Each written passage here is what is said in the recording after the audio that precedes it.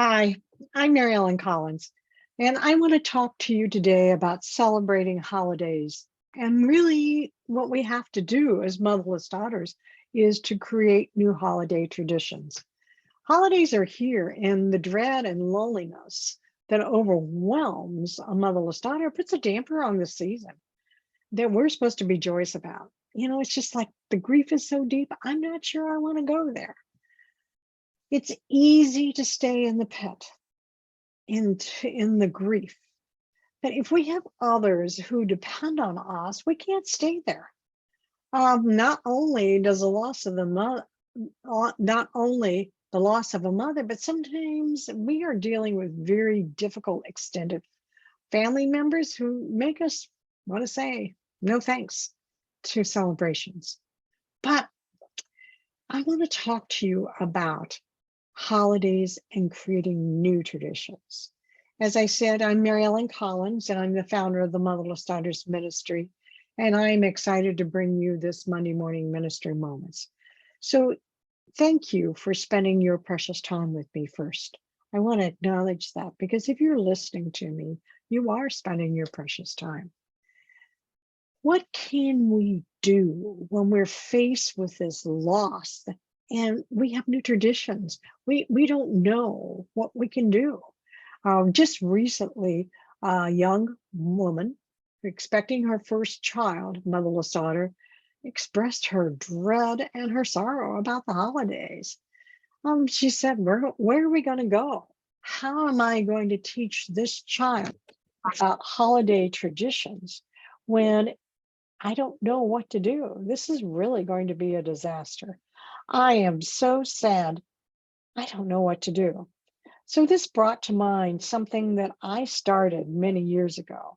So let me share with you a tradition I started really over 40 years ago, and I continue to this day with this tradition.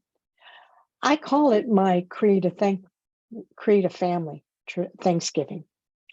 A little backstory about my loss. My mother had died when I was 15, and my father was gone when I was 10.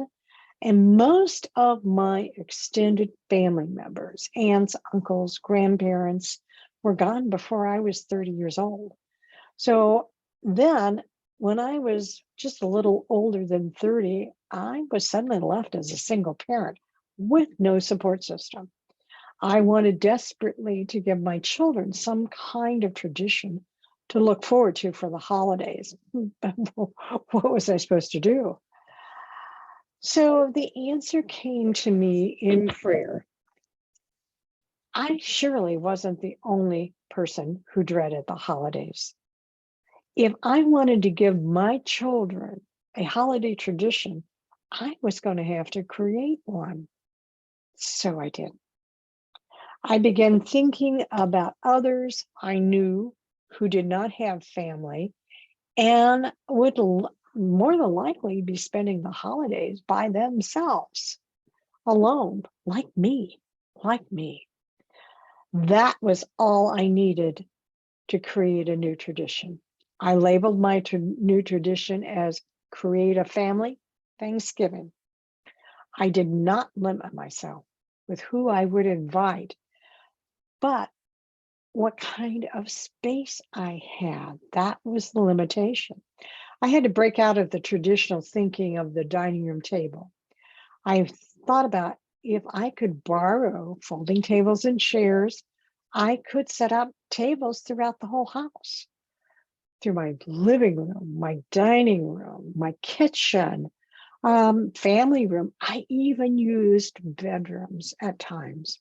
I could invite many more people than I had originally had thought.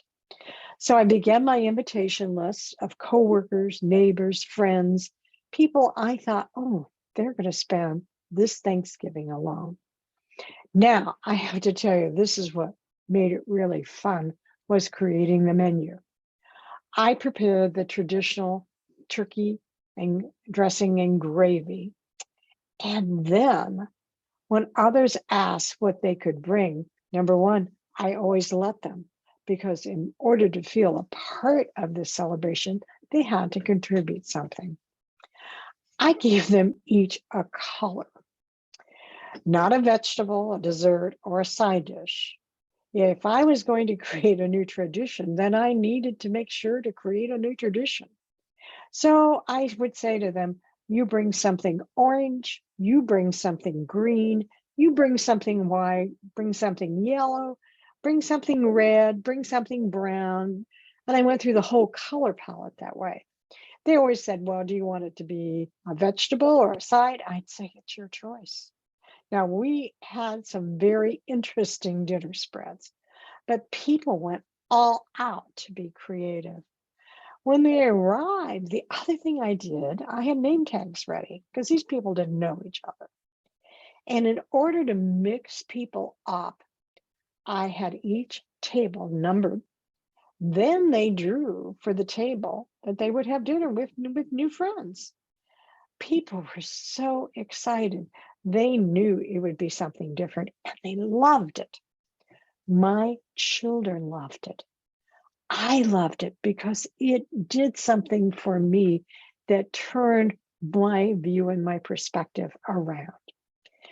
Conversation and dinner games always rounded out the evening. In fact, one year, in later years, I remarried and the tradition continued. One year, our daughter had given her dad a Nerf miniature golf course, and we designed a miniature golf course throughout the whole house and had a tournament playoff. That was so much fun. So as I conclude this video, I want you to know, I know how difficult holidays can be. I know how lonely they can be. I know that the Hallmark advertisements absolutely bring me to my knees. But I know you'll be okay. I will too. And I will too.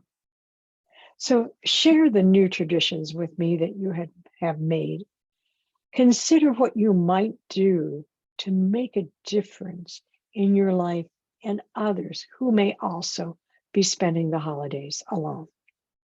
My prayer for you this week is for enlightenment, for you to create a holiday tradition to help you cope with your loss. May your week be peaceful and blessed, and we will see you next Monday.